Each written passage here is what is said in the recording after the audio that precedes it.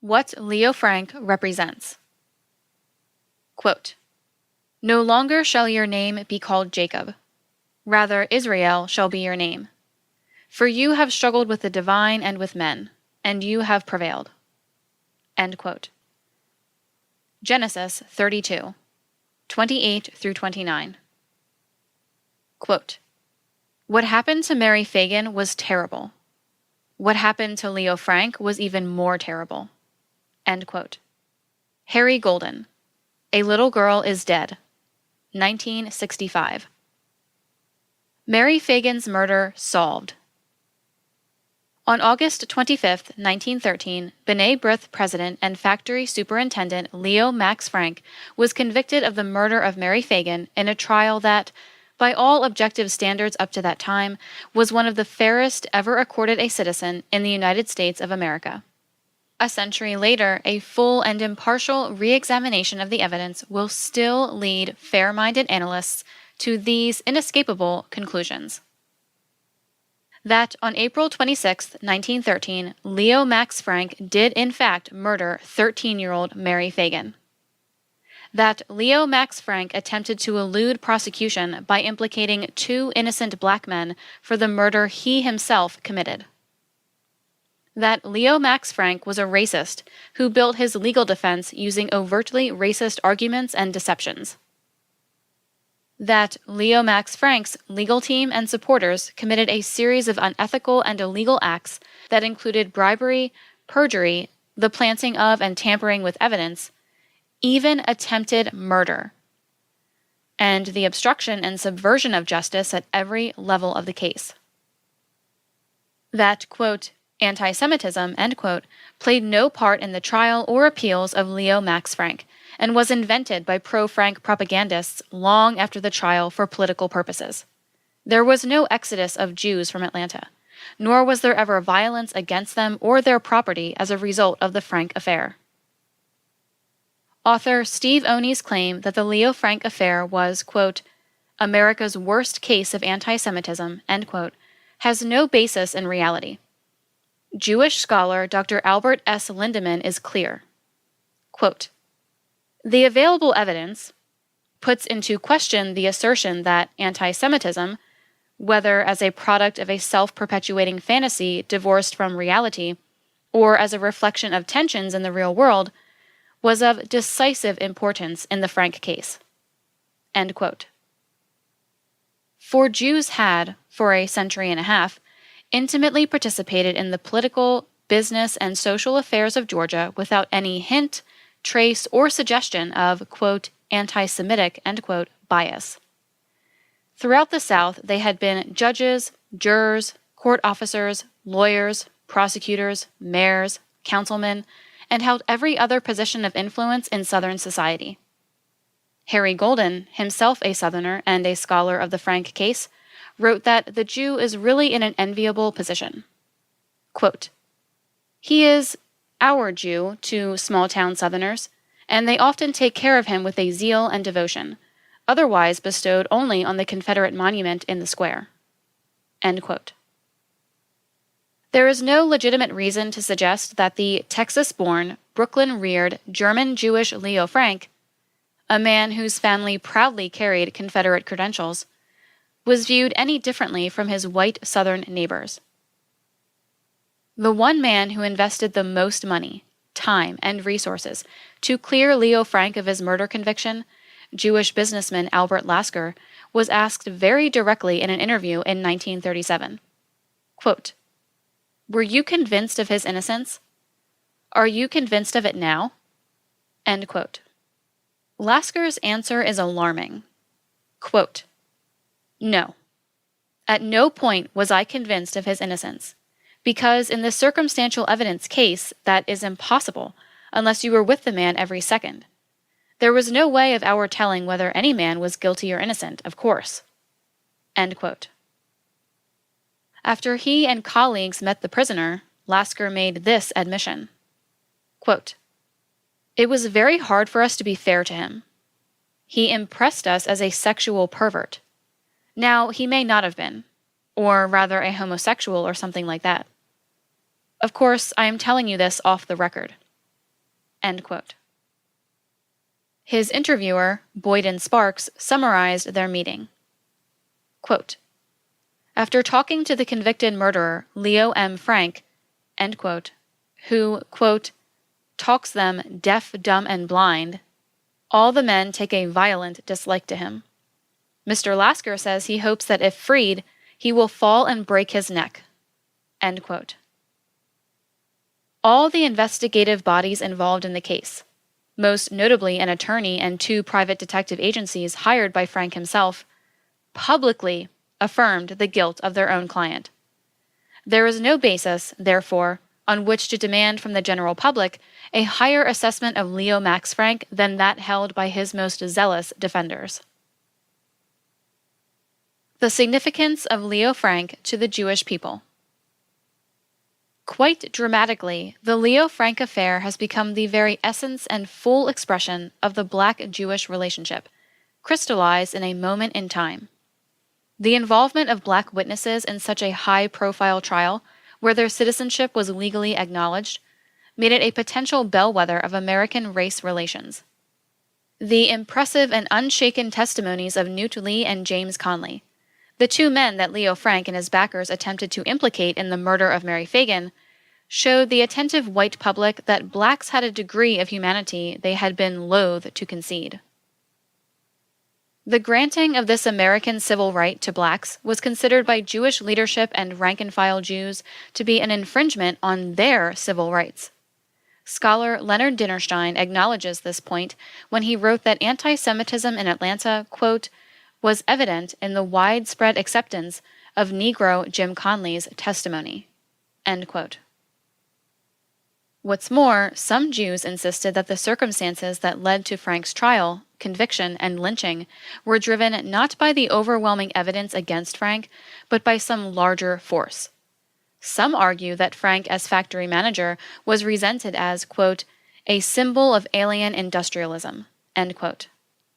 Others theorize that Atlantans saw Conley as someone who, quote, belonged, end quote, to them, testifying against an outsider.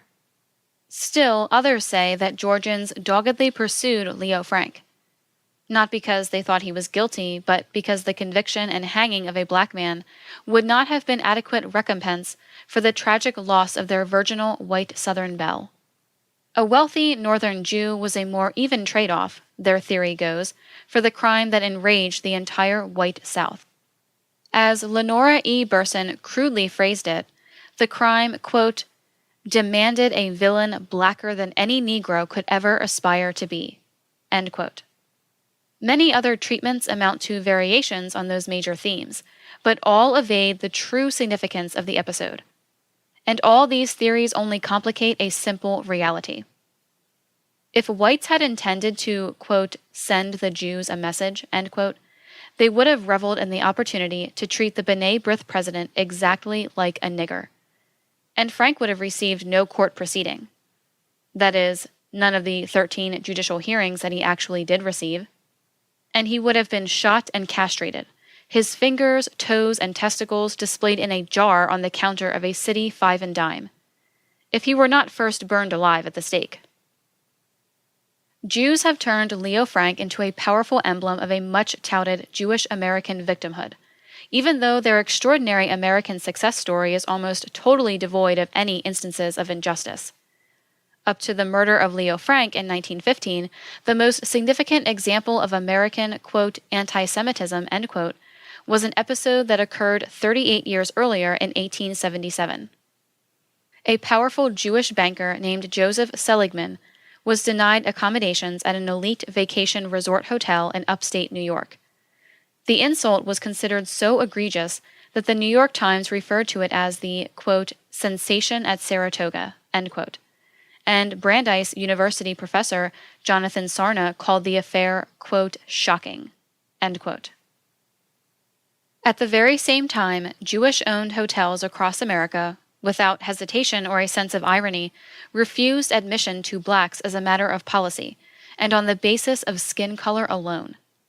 A snubbing of a Jewish millionaire at a ritzy northern hotel. Seligman quickly found other local accommodations, and the hotel faced an international backlash. seemed a trivial inconvenience compared with the lynchings, massacres, pogroms, and wide assortment of discriminations that blacks, Indians, Asians, and Latinos considered, quote, shocking, end quote. Even Leonard Dinerstein had to admit that American Jews prior to the Frank case, quote, had experienced no organized persecution and had found unlimited economic opportunities, end quote. In fact, Jews were so well received and prodigiously successful that some referred to the American slavery-based South as their, quote, New Jerusalem, end quote, a veritable promised land. Dr. Sarna affirms that if the United States, quote, has not been utter heaven for Jews, it has been as far from hell as Jews in the diaspora have ever known, end quote. Nevertheless, that unprecedented social, political, and economic freedom unloosed a troubling predatory trait that has haunted the Jewish image. Jewish Americans were deeply involved in the African slave trade, the plantation system of the South, and the Jim Crow system of apartheid that followed. Indeed, much of Sarna's, quote, utter heaven, end quote, can be attributed to the massive profits generated by Jewish merchants in places and industries that were utter hell for Black Africans, the indigenous peoples, and the many who fell victim to the most savage system of slavery and genocide in the annals of human history. Jewish wealth utterly exploded as a direct result of their trade in human beings and their marketing of slave-based produce such as sugar, tobacco, and especially cotton. This horrific racial history presented the Jewish people with an unsolvable dilemma. It irreconcilably conflicted with the unambiguous description of the children of Israel, found in Genesis 15, 13 through 14, as the despised and rejected strangers, persecuted for 400 years in a land that is not theirs. After centuries of claiming victim status everywhere on earth, Jews had not been humbled by their travails, but instead had become the cruelest of pharaohs in their, quote, new world, end quote. By the time of the Civil War, the image of the, quote, poor, persecuted Jews, end quote, had been so distorted by extensive Jewish slave trading that one of their wealthiest was denounced by a Gentile on the floor of the U.S. Senate as an, quote, Israelite with the principles of an Egyptian, end quote. The role biblically outlined for them as the children of Israel had become unrecognizable in every American sense. Leo Frank's unfortunate felony in 1913 offered a chance to refashion a tragic murder into a Jewish persecution narrative that fit the biblical model, one that the Jewish people could and would adopt as the symbol most representative of their American experience. The incident was big enough and the subject, a B'nai B'rith leader, important enough to be used to give the Jewish people an American resume of, quote, anti-Semitism, end quote, which at the time of the Leo Frank affair was non-existent. In America, Jews had no natural enemies, and Leo Frank's martyrdom, real or imagined, provided the unique opportunity for Jews to create an imaginary but convenient oppressor. In their ritualistic retelling of the Leo Frank episode, Jews are careful not to emphasize that their victimhood is at the hands of the white Gentile, with whom they have always partnered in wielding American racial power. That relationship is still too economically profitable and politically precious to disturb.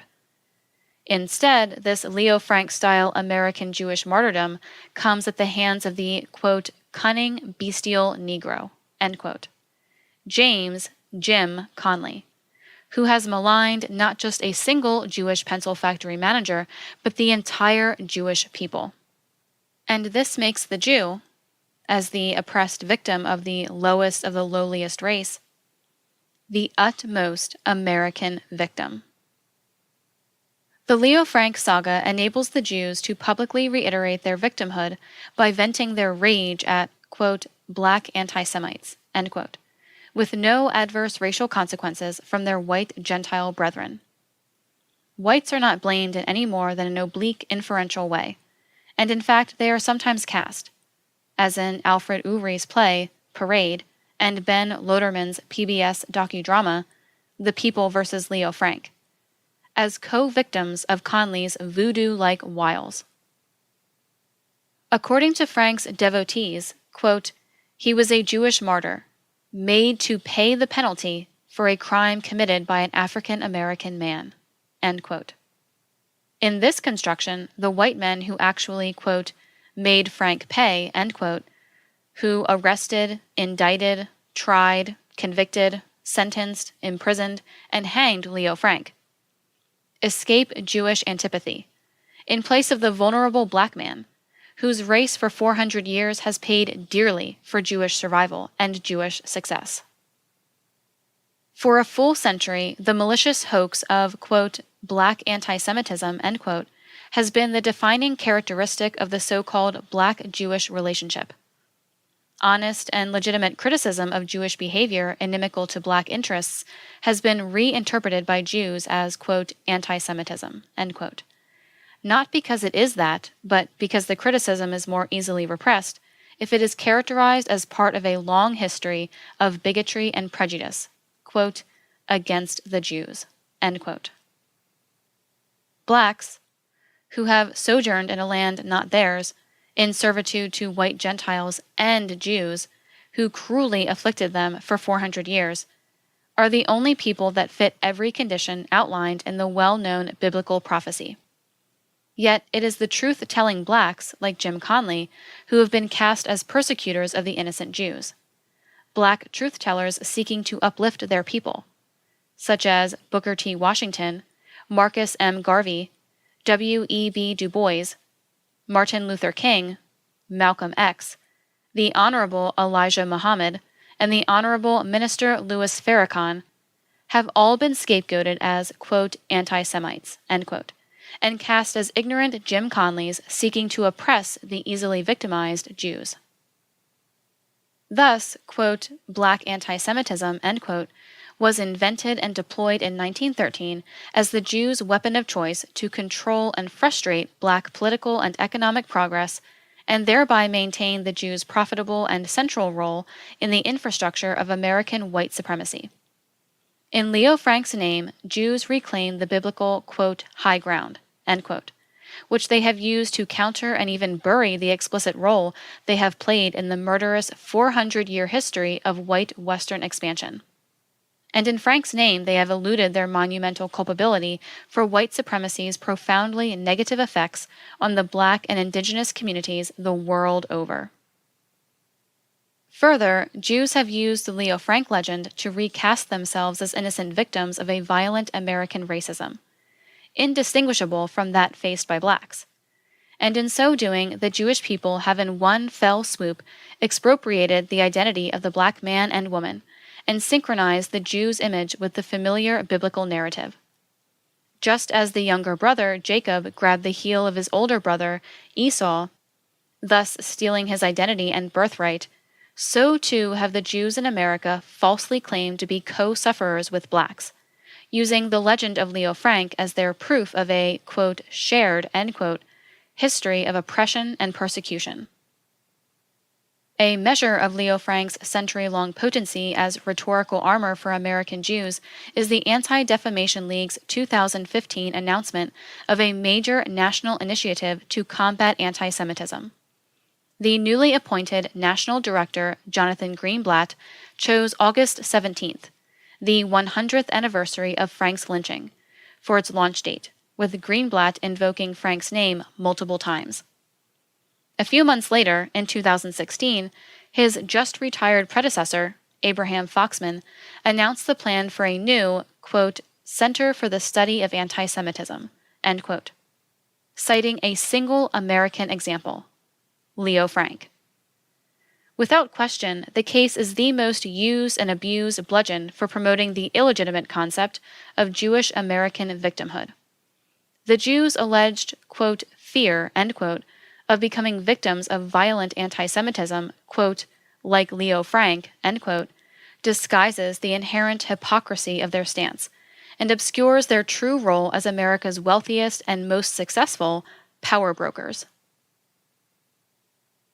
A Jewish American Messiah. To American Jews, belief in the innocence of Leo Frank is an article of faith. one that artfully and adeptly links a prodigal people to the Israelite ancients. The problem Jews now face is that Leo Frank was no Rosa Parks. Born in 1913, the year of Mary Fagan's death, the mother of the civil rights movement, whose personal background, grace, and dignity made her ideal to carry a movement for justice on her shoulders. Jews were literally sold Leo Frank as a Jewish American messiah before they fully grasped his questionable character, his seedy motives, and his true identity as the murderer of Mary Fagan. The greatest advertising mind in America, Albert Lasker, skillfully canonized a justly convicted murderer as the modern ancient of days. So impressive was Lasker's biblical rebranding that Frank himself participated in the grand messianic delusion. When Georgia's former governor, Joseph M. Brown, professed his belief in Frank's guilt, the convict complained, quote, "What a spectacle! An ex-governor joining, with unreserved approval, the mob who cry, 'Crucify! Crucify!'" End quote. As the chorus of people calling for Frank's conviction grew, Frank drew a direct comparison for his Bible Belt neighbors. Quote, "I feel toward them like the great Nazarene, who said, 'Forgive them, Father, for they know not what they do.'" End quote. Leo Wise, son of the founder of Reform Judaism, was the editor of the American Israelite, the voice of American Judaism. He fed Frank's messianic complex. Quote, "Judge Rohn, in listening to its clamor, and even yielding to it, has the appearance of being governed by the same motives as are ascribed in the Gospels to Pontius Pilate, in another trial held about 1,900 years ago." End quote. Governor John Slayton, too, was caught up in the passion of Leo Frank, as he described his reasons for sparing the convict's life. Quote, 2,000 years ago, another governor, Pontius Pilate, washed his hands of a case and turned a Jew over to a mob. For 2,000 years, that governor's name has been accursed. If today another Jew were lying in his grave because I had failed to do my duty, I would all through life find his blood on my hands, and would consider myself an assassin through cowardice. End quote. And such an image worked just as planned. Jeffrey Melnick perceptively points out that only after Frank's lynching could the term, quote, "Jew," end quote, be used, quote, "to designate one who suffers," end quote. According to historian Jason Schulman, quote, "Before a serious Zionist movement developed to bring them together, and before the era of a unified response to the Holocaust, German and Russian Jews were united in their reaction to the Frank affair. Simultaneously, as the Frank affair forced Jews inward, it also garnered them outward acceptance in the American milieu. Put simply, the Frank affair was an opportune moment for Americanization. It may be time to consider that in the 1910s, anti-Semitism in the South may actually have helped Jews as an ethnic people in America." End quote. For that reason, Schulman quite accurately considers the Frank case to be, quote, "a turning point in Jewish American history," end quote. Thus, Leo Frank is an indispensable pillar of American Jewish identity, in no less of a way than the Holocaust would later become to world Jewry. So successfully was this fraudulent 1915 narrative implanted in the American mind that a century later an unsuspecting public has almost no knowledge of the Jewish presence in America prior to that time. On that blank slate was written a new and unrecognizable history of Jewish America, one that portrayed the Jewish people as defenders of the weak and the poor, and as champions of racial justice and political equality. And, just like that, Leo Frank's new and enhanced resume has him giving birth to the Anti-Defamation League as the country's most outspoken opponent of anti-Semitism. And it makes him the father of the civil rights movement and the from-the-grave leader of the fight against lynching. Blacks, who pioneered and led both those movements, were replaced, in effect, by the saga of Leo Frank. In the Christian world, time itself started over with the birth of Jesus in Bethlehem, and the world followed suit, marking its historical timeline by his life and resurrection. Significantly, the Frank affair enabled American Jews to begin their history with the plight of the man Lasker and Ox had christened a Jewish American Messiah. The history that came before the Leo Frank affair was buried, and a new Jewish identity for a modern era was born. Blacks were the most deceived by this ruse. Before Leo Frank, Jews were the black man's open enemy. After Leo Frank, Jews were the black man's best friend. Be with us again next time when we present the next chapter of The Secret Relationship Between Blacks and Jews, Volume 3. The Leo Frank Case, The Lynching of a Guilty Man. Prepared by the Historical Research Department of the Nation of Islam, Chicago, Illinois. Copyright 2016 by Latimer Associates. All rights reserved. Published in audiobook form by the American Mercury with permission of the Historical Research Department of the Nation of Islam.